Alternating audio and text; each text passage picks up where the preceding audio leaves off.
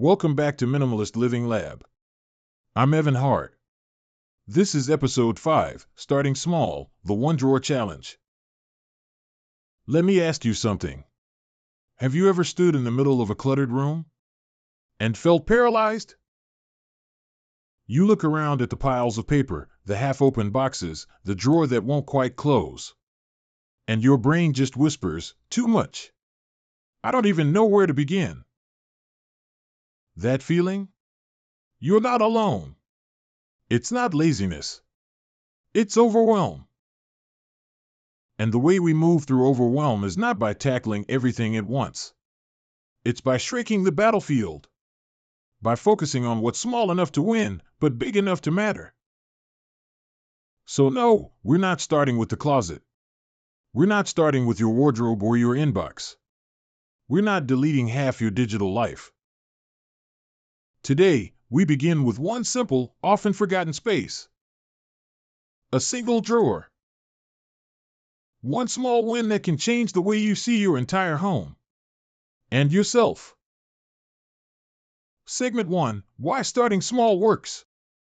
Here's the truth no one talks about when it comes to simplifying your life. The hardest part isn't the letting go. It's the starting. It's the decision to begin when the mountain of stuff feels higher than your energy. When the idea of minimalism feels like a foreign country you've never visited.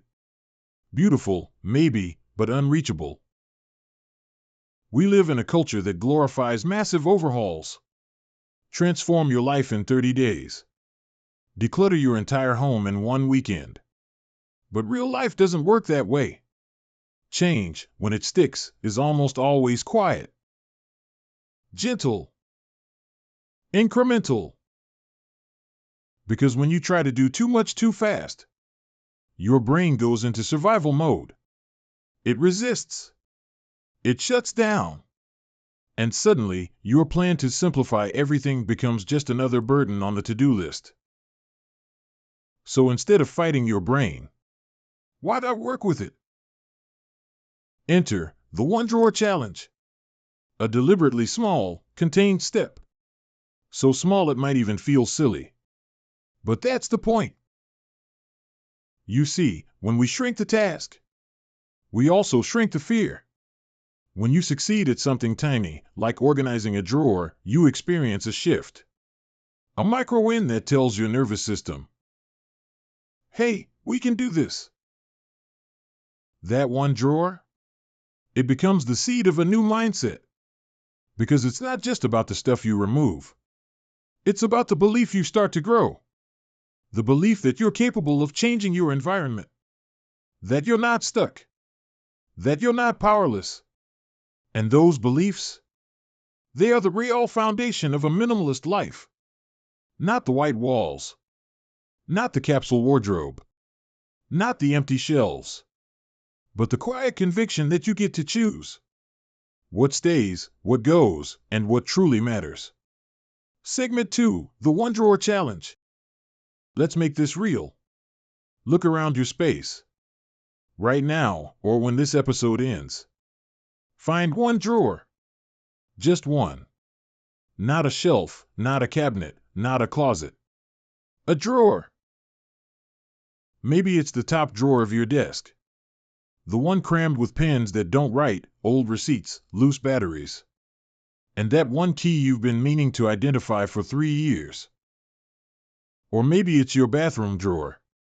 A jumble of half-used lotions, expired lip balm, dull razors, and hair ties that haven't had a partner since 2018.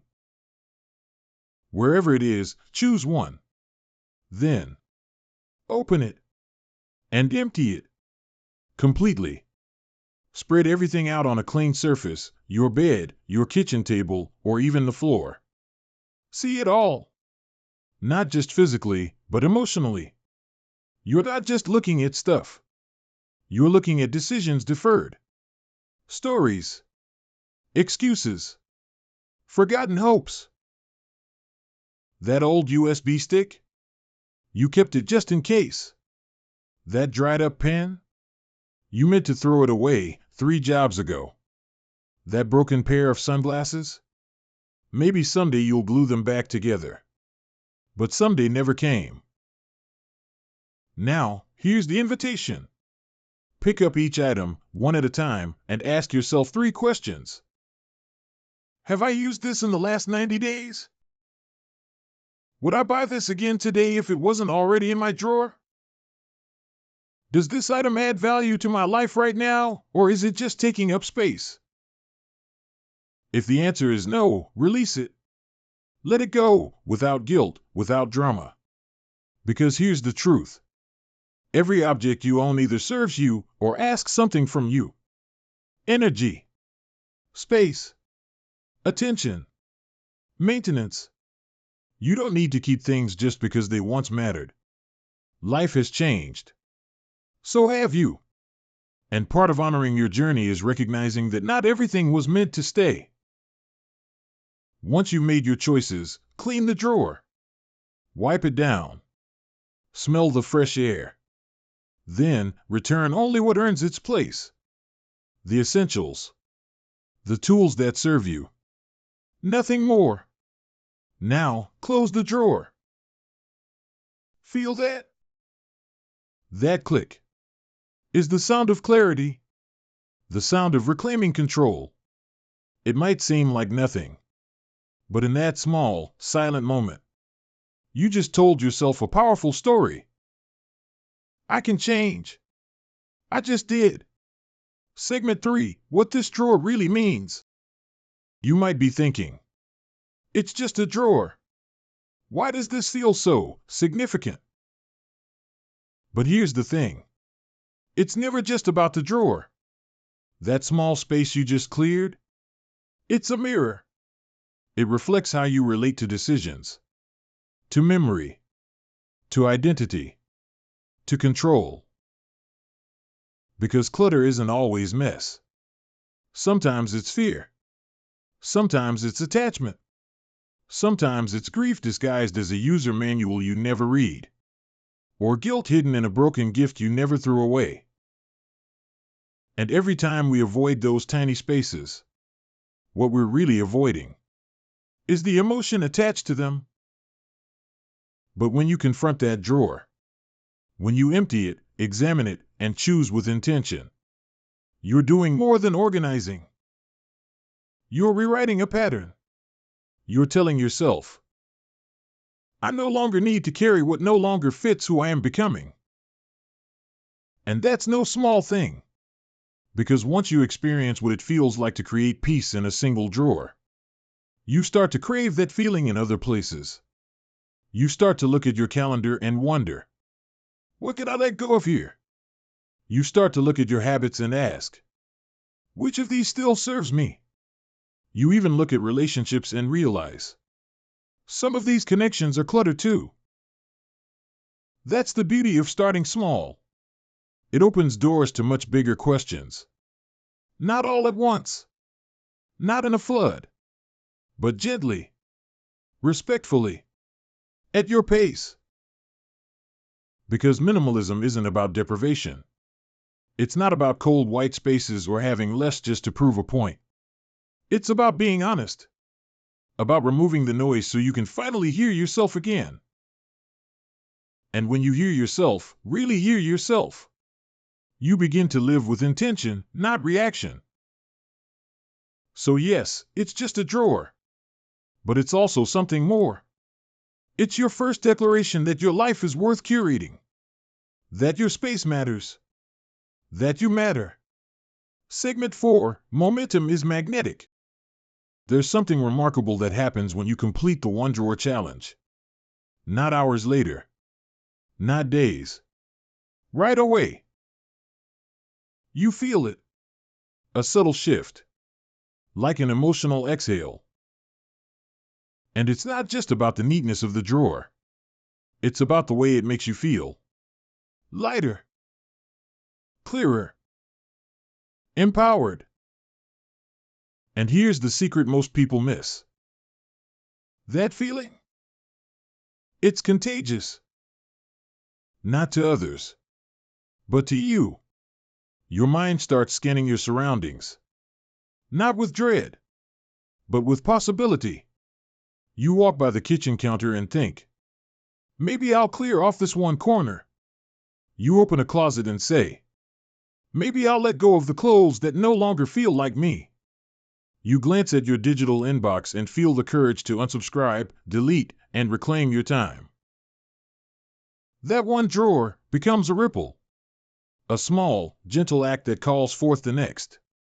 Not because you forced it, but because peace is magnetic. And once you taste clarity, even in the smallest form, you start to hunger for more of it.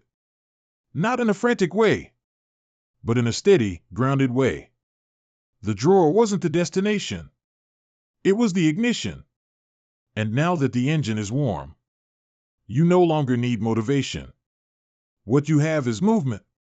And movement, however small, creates direction. And direction creates transformation. So don't underestimate what you've started. Today, it's a drawer. Tomorrow, it might be a shelf, a room, a routine, a relationship, a worldview. Minimalism begins as an external choice, but it always leads inward. Because the more space you clear outside, the more room you create inside. For clarity, for creativity, for peace. Segment 5, Common Mistakes to Avoid. By now, you might feel inspired, ready to dive in. Maybe you've already picked out a drawer in your mind. But before you begin, pause with me a moment. Because there are a few quiet traps along this path. Not big, dramatic ones. Just subtle patterns that can quietly pull you off course. Let's walk through them gently. Mistake number 1, overcomplicating the process. You don't need new organizing bins. You don't need a trip to the store. You don't need a Pinterest perfect plan. You just need presence and a willingness to decide. Remember, this is not a project, it's a practice. There's no need to optimize something you haven't even started. Mistake number 2, turning one drawer into 10. It's tempting. Once you feel the rush of progress, you might think, well, while I'm at it, I'll just do this shelf too. And maybe the cabinet. And stop. Honor your original intention. One drawer. That's the challenge. That's the promise. Minimalism is not a sprint. It's not about doing more. It's about doing less, well, fully, intentionally. When you finish just one drawer and stop there, you're building trust with yourself. Trust that you'll come back tomorrow. Trust that you don't need to fix everything in one day. Mistake number 3, keeping things just in case. The 3 most expensive words in a cluttered home. Just in case is often fear in disguise. Fear of lack. Fear of needing.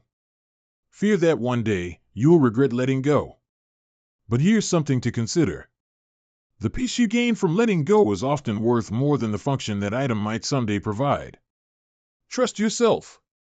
Trust that if you truly need it in the future, you'll find a way. Mistake number 4, letting guilt guide your decisions. That was a gift. I paid good money for that. My friend made it. These are real feelings. And they matter. But here's the truth. Guilt is not a good interior designer. And it shouldn't have the final say in what lives in your space. You can honor the memory without keeping the object. You can thank the person without holding onto the physical weight of the past. Your space should serve your present, not your past obligations. Mistake number 5, judging yourself during the process. This is not a test. You're not being graded. You're learning. You're exploring a new relationship with your space, your stuff, and yourself. You don't have to get it right. You just have to show up with honesty and maybe a little grace. Because every step forward, even a clumsy one, is progress. And minimalism, at its core, is not about perfection. It's about freedom.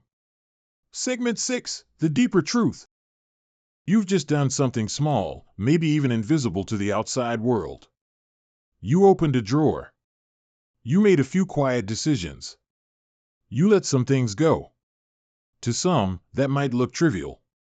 But to those of us on the minimalist path, we know better. Because the drawer was never just about objects. It was about attention, intention, agency.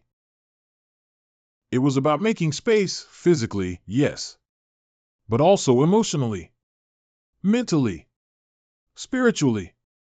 When you let go of one forgotten item, you reclaim a fraction of your mental energy.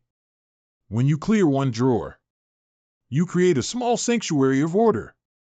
And that sanctuary, however small, reminds you, I am not buried by my things. I am not powerless to change. I am capable of creating peace, one choice at a time. And that's the deeper truth behind minimalism. It's not just a design trend. It's not about less for the sake of looking good. It's about aligning your outer world with your inner world, so they stop fighting each other. It's about choosing clarity over clutter, stillness over noise, presence over possessions. Every drawer, every decision, every moment of letting go is not a loss. It's a return. A return to who you've always been beneath the piles. A return to what matters, to what you value, to what you want to carry forward. So the next time you feel overwhelmed, remember this. You don't have to fix your life in one day. You just have to begin. One drawer, one choice, one breath. That's how it starts. And from there, everything begins to shift. So here's your invitation for today. Pick one drawer. Any drawer. Don't overthink it. Don't wait for the perfect mood or perfect moment. Open it. Empty it. Exhale. Make just one decision at a time. And when you're done, pause for a moment and feel the space you've created. That's not just organization. That's liberation. And tomorrow, we go deeper. In episode 6, we'll talk about something that often holds us back far more than clutter ever could. Guilt. Guilt about letting go of gifts. Guilt about money spent. Guilt about the person you thought you had to be. We'll learn how to release not just objects, but the emotional weight they carry. Until then, I'm Evan Hart, and this is the Minimalist Living Lab. Remember, start small. Stay honest. Live with less so you can feel more.